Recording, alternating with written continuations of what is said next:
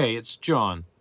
This isn't the video I was working on, but this is the one that happened. Let's look at God choosing Abraham to be the father of a great nation, the father of faith, and the father of many nations.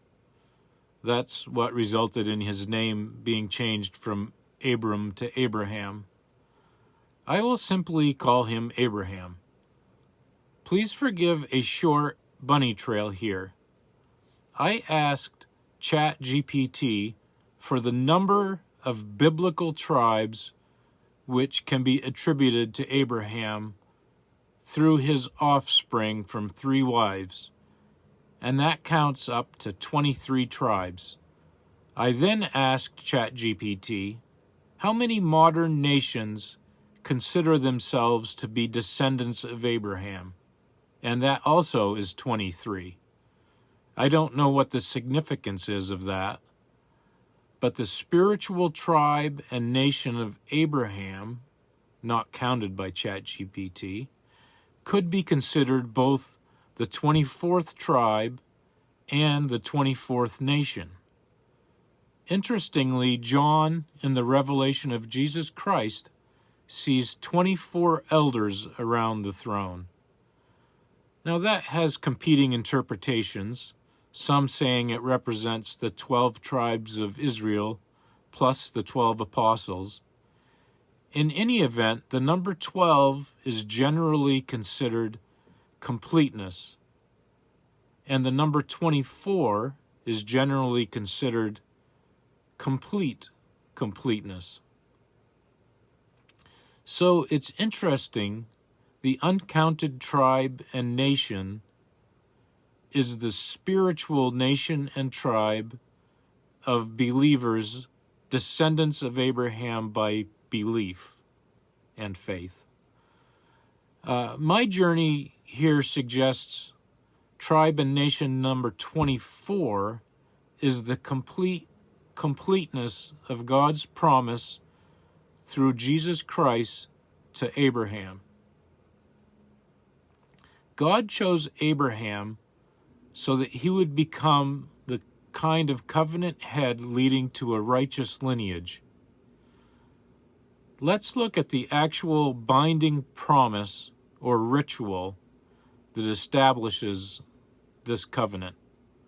The language predominantly in that area is to cut a covenant, and it's depicted by the oath makers walking between the parts of severed animals, essentially saying, if I do not fulfill this covenant, let me be as these severed animals.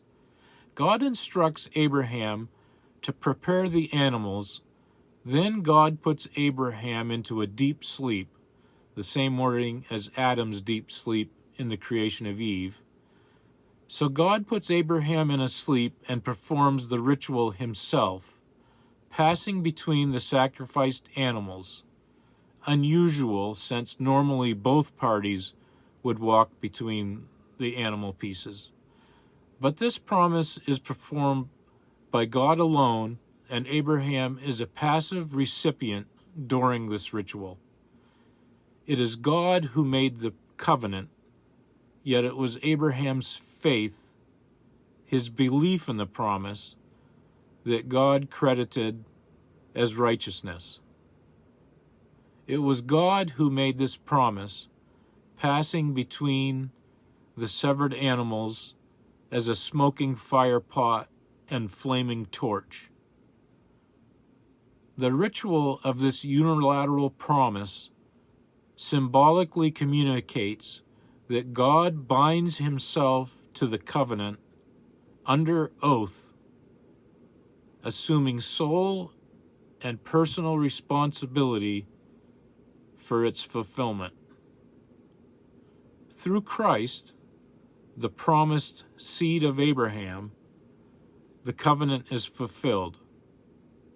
By his blood, those who believe are made part of Abraham's true spiritual descendants. Later we see in the New Testament that not all the biological descendants are part of that righteous lineage, and some of that righteous lineage are not biological descendants.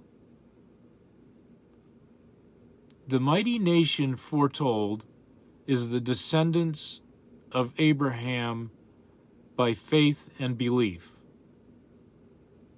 Let's look at Romans 9 and Galatians 3 to see not all who are ethnically Israel belong to the covenant people, while many Gentiles, through faith, become the sons of Abraham. If you are Christ's, then you are Abraham's offspring, heirs according to promise. That promise of a mighty nation. Let's look at that mighty nation in passages from the Revelation to John the Apostle. Jesus Christ is worthy, for he was slain, and by his blood has redeemed people from every tribe, language, people, and nation, a great multitude that no one could number. This is the global fulfillment in Christ of the covenant God made to Abraham. There is good consensus. This was about the year 2000 BC when this covenant was made between God and Abraham. It was fulfilled in his seed, Jesus Christ, 2,000 years later, who gave himself to purchase sons through faith and belief. I thought this topic was worth its own talk when I reviewed it while I was looking at the concept of election. I'm still working on that one. In fact, the church has been working on that one for 2,000 years, really.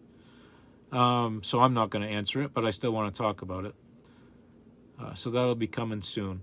Thanks for watching, and in the immortal words of Christopher B. Kane, smite thine like button. Remember, it's all about the King.